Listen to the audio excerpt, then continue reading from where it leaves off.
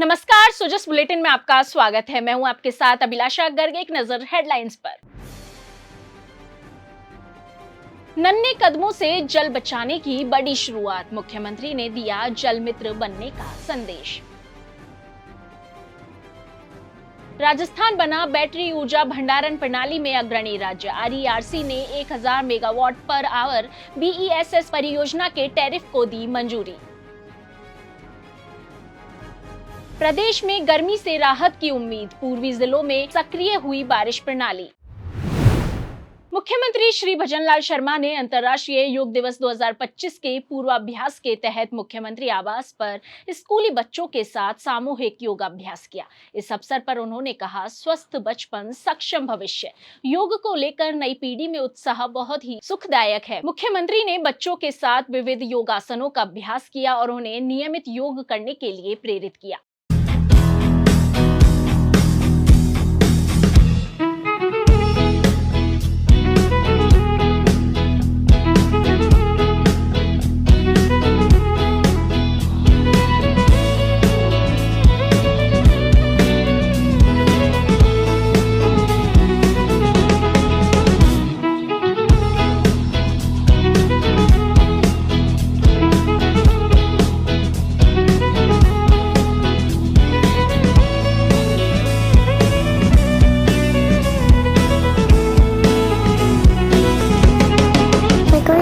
करना पसंद है। चॉकलेट के लिए थैंक यू।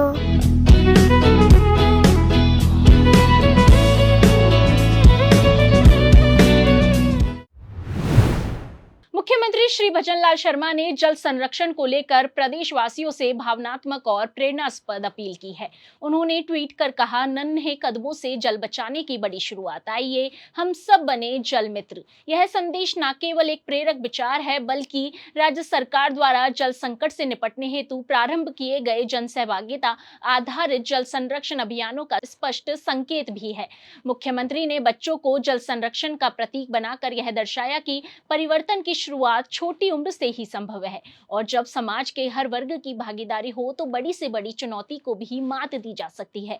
प्रदेश में चल रहे वंदे गंगा जल संरक्षण जन अभियान, हर घर जल, हर खेत को पानी और मुख्यमंत्री जल बचाओ मिशन जैसे कार्यक्रमों को और अधिक जन आंदोलन का स्वरूप देने के लिए मुख्यमंत्री का यह आह्वान अत्यंत महत्वपूर्ण है।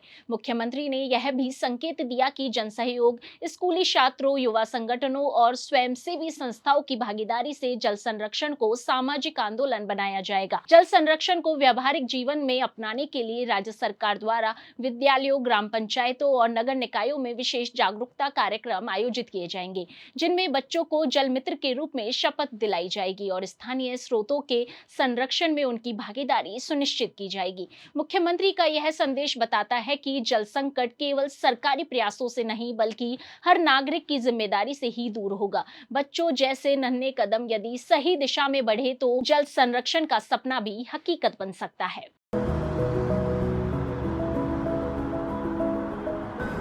वंदे गंगा जल संरक्षण जन अभियान 5 जून 20 जून। जल है तो कल है, जल ही जीवन है।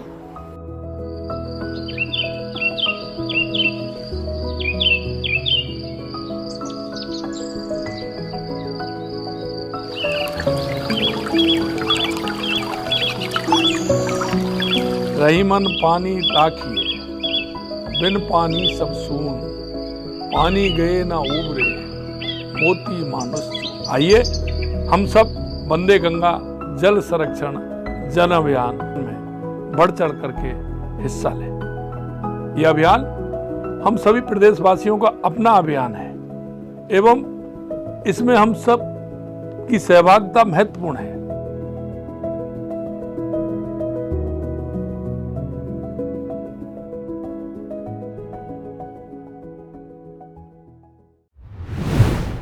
राजस्थान ने ग्रीन एनर्जी स्टोरेज के क्षेत्र में एक और बड़ी सफलता हासिल की है। राजस्थान विद्युत विनियामक आयोग RERC ने राज्य में 1000 मेगावाट पर आवर की स्टैंड अलोन बैटरी ऊर्जा भंडारण प्रणाली की स्थापना हेतु बौलीदाता कंपनियों द्वारा प्रस्तुत टैरिफ को मंजूरी प्रदान कर दी है।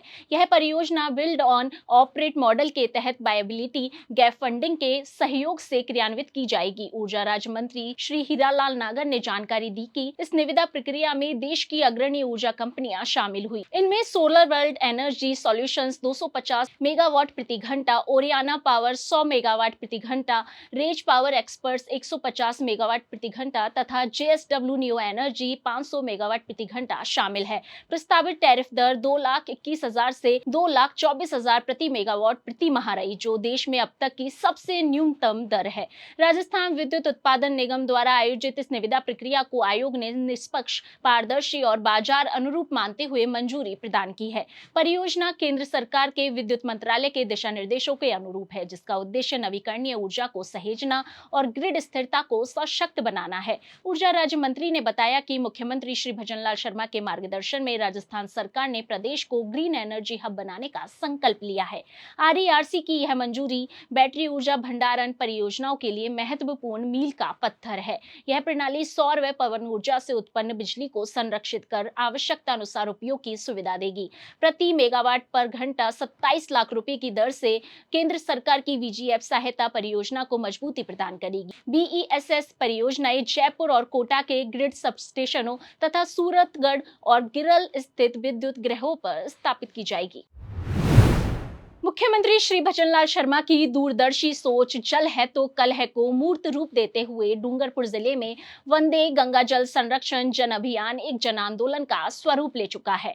जल संरक्षण के प्रति बढ़ती जन जागरूकता और सहभागिता ने इस अभियान को एक नई गति और दिशा दी है, जिसमें प्रशासन, सामाजिक संगठन और उद्यमी मिलकर उल्लेखनीय कार्य कर रहे हैं। जिला कलेक्टर श्री अंकित कुमार सिंह के नेतृत्व में जिले भर में तालाबों के गहरीकरण, रिचार्ज संरचनाओं के निर्माण और जल स्रोतों की सफाई जैसे कार्य जन सहयोग से किए जा रहे हैं। उन्होंने बताया कि आम जन, सामाजिक संस्थाएं और औद्योगिक प्रतिष्ठान इस मुहिम में भौतिक संसाधनों की उपलब्धता के साथ सक्रिय सहयोग कर रहे हैं, जिससे भूजल स्तर में सुधार और वर्षा जल के बेहतर संचयन की संभावनाएं साकार हो रही है। उन्होंने कहा कि इस जन सहभागिता से प्रेरणा लेकर सभी को अपने जल स्रोतों के संरक्षण में भागीदार बनना चाहिए। डूंगरपुर शहर की हृदय स्थली गेप सागर में भारतीय जैन संगठन ने 4 जून से ही डिसल्टिंग और गहराईकरण कार्य शुरू किया है, जिसकी शुरुआत स्वयं जिला कलेक्टर द्वारा की गई।